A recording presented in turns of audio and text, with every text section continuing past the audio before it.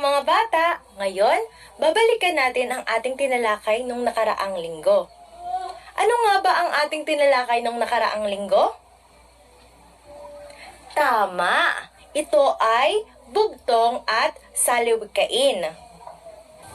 Ating babalikan ngayon kung ano ang ibig sabihin ng bugtong at saliwikain.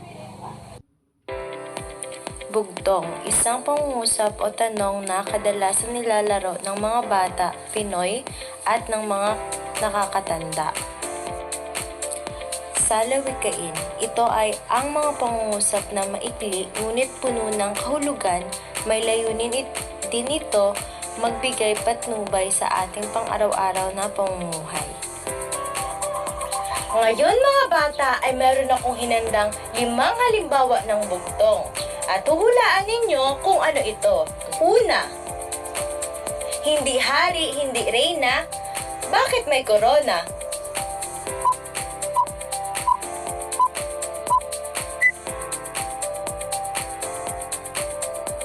Pangalawa, ang alaga kong hugis bilog, barya-barya ang lamang loob.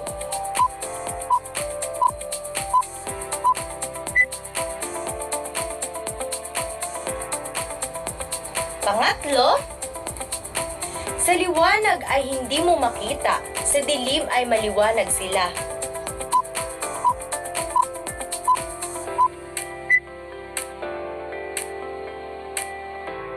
At pang-apat, hindi hari, hindi pari, ang damit ay sari-sari.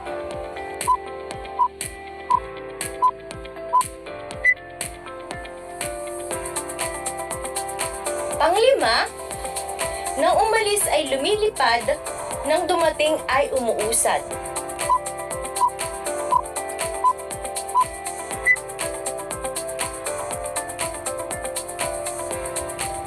At ngayon naman ay ako ay magbibigay ulit ng 5 halimbawa ng salawikain. Una, ang ibinabait ng bata sa matanda nagmula.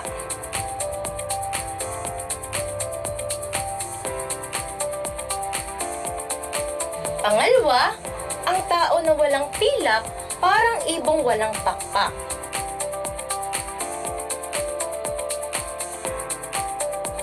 Pangatlo, ang hindi tumupad sa sinabi, walang pagpapahalaga sa sarili. Pang-apat, pag may kalungkutan, may kasiyahan.